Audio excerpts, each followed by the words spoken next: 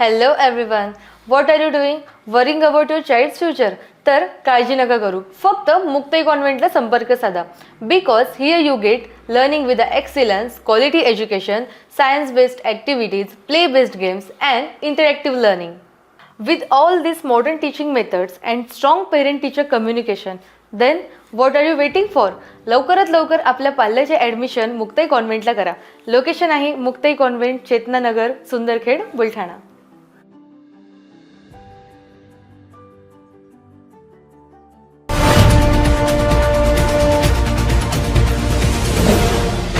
City news वसा जनसेवेचा. बुलढाणा जिल्ह्यातील जळगाव जामोद शहरातील भारतीय जनता पार्टीचा कार्यकर्ता असलेल्या स्वर्गीय पंकज देशमुख मृत्यू प्रकरणी उच्चस्तरीय समिती नेमून चौकशी करावी अशी आग्रहाची मागणी विधिमंडळाच्या माध्यमातून आज या भागाचे आमदार डॉक्टर संजय कुटे यांनी शासनाकडे केली आहे.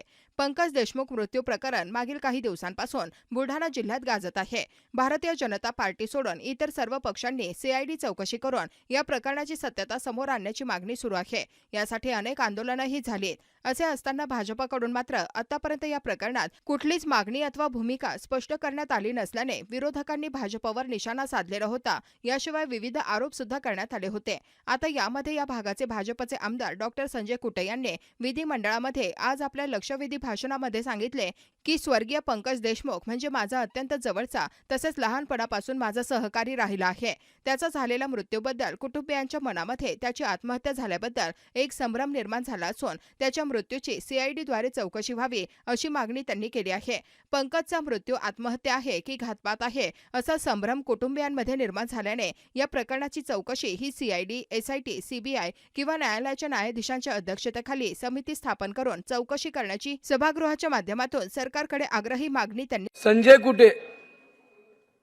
अध्यक्ष महोदय, थोड्या गंभीर विषयावर अध्यक्ष महोदय लक्ष वेधतो. अध्यक्ष महोदय, माझ्या मतदारसंघातील अध्यक्ष महोदय एक भारतीय जनता पार्टीचा कार्यकर्ता आणि ज्याला लहानपणापासून आम्ही वागवलं असा एक पंकज देशमुख नावाचा कार्यकर्ता.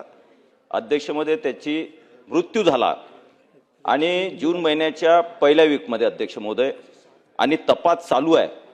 परंतु अध्यक्ष महोदय, त्यांच्या घरच्यांच्यामध्ये काही लोकांमध्ये आणि माझ्यासारख्या कार्यकर्त्यांमध्ये सुद्धा एक संभ्रम आहे की ती आत्महत्या आहे की घातपात आहे. या विषयामध्ये संभ्रम आहे आणि म्हणून अध्यक्ष महोदय मागणी केलेली आहे की सीआयडी चौकशी करावी. अध्यक्ष महोदय, पण मला असं म्हणायचं अध्यक्ष महोदय की या विषयामध्ये शासनानं अतिशय गंभीरतेने दखल घेऊन तो घातपात आहे का आत्महत्या आहे याची अध्यक्ष महोदय सीआयडी नव्हे तर सीबीआय असेल, उच्च न्यायालयाच्या न्यायाधीशाकडे असेल, अशी उच्चस्तरीय समिती लावून 15 दिवसाच्या आतमध्ये अध्यक्ष महोदय या विषयातलं सत्य काय हे जनतेसमोर आणावं आणि जनतेमधला अध्यक्ष महोदय संभ्रम दूर करावा ही माझी शासनाला आणि गृहमंत्र्याला अतिशय आग्रहाची विनंती. अध्यक्ष.